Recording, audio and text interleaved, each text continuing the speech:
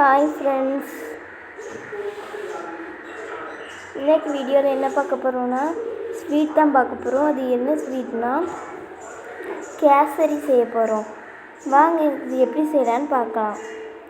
தேவையான பொருள் ரவை, கேசரி பவுடர், ஆயில், சீனி, முந்திரி அவ்வளோதான் வச்சுருக்கோம்.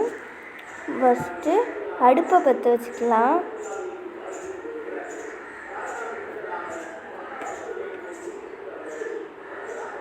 இப்போ ஒரு பானை எடுத்து வச்சுக்கலாம்.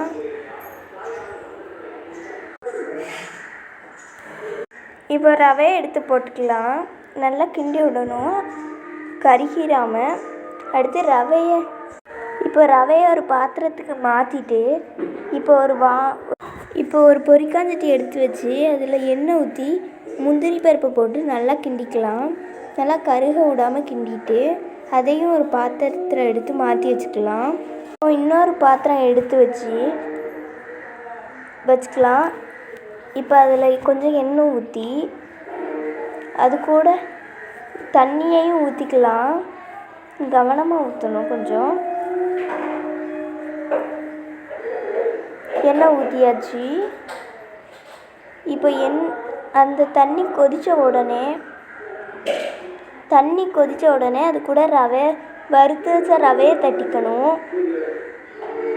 இப்போ தண்ணி கொதிச்சுட்டு நம்ம வறுத்து வச்ச ரவை இருக்குல்ல, அதை எடுத்து போட்டுடலாம். இப்போ ரவையை போட்டாச்சு. அதை நல்லா கட்டிப்பிடிக்க விடாமல் கிண்டிட்டு அடுத்து சர்க்கரையை போட்டுக்கலாம். இப்போ கடைசியில் இப்படி தான் இருக்குது நம்மளோட ரவை. கட்டிப்பிடிக்க